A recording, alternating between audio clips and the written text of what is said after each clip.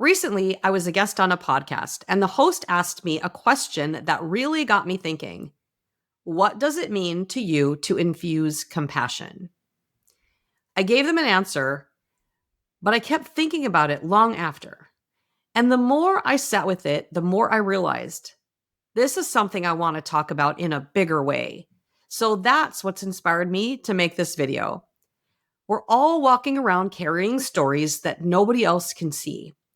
And those stories shape how we think, how we feel, and how we act, especially when it comes to something as personal as money. So when someone comes to me, they're not just bringing numbers on a spreadsheet.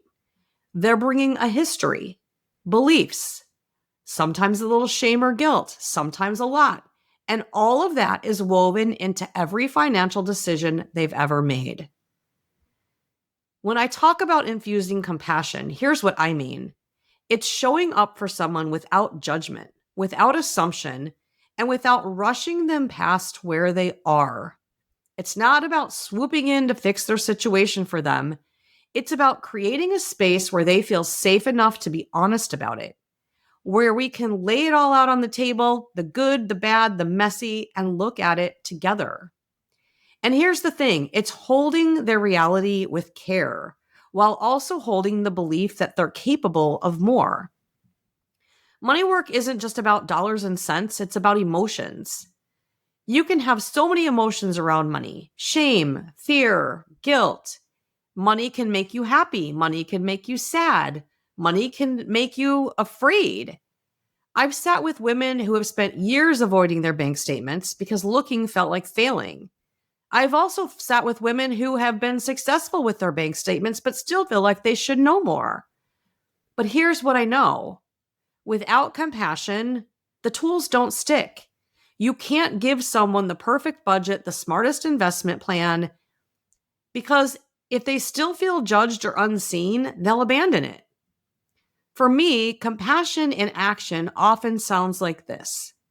It's okay to start from exactly where you are and from who you are, not from where you think you should be or someone else thinks you should be, but right here, right now, the you that's here. Because that's the truth. Starting now is always better than not starting at all. And that's the balance I try to hold. Empathy for where someone is and empowerment for where they can go. Sometimes that's as simple as listening without interrupting. Sometimes it's helping someone take their very first step, whether that be opening a savings account, whether that be taking the first step to investing, whether that be taking the first step to actually creating a budget, whatever that first step is. And here's where self-compassion comes in. It's one thing to have compassion for others, but for a lot of us, it's harder to turn that same kindness inward. And that's why I see me money as an act of self-compassion. When you put yourself in your own budget for the first time, and you don't just get what's left over after everybody else's needs and all the other responsibilities are met, but on purpose, right up front, you send yourself a message that I matter and I'm here too. It's not about the amount, it's about the intention. And when that money is set aside, you can spend it without guilt, without second guessing. And that changes the way you see yourself and the way you take care of yourself. So for me, compassion is the bridge between where someone is and where they're trying to go. Without it, the tools don't stick. With it, change lasts. And if you've been avoiding your money because you're afraid of what you'll find, start small. Start where you are and give yourself the same compassion that you would offer a friend.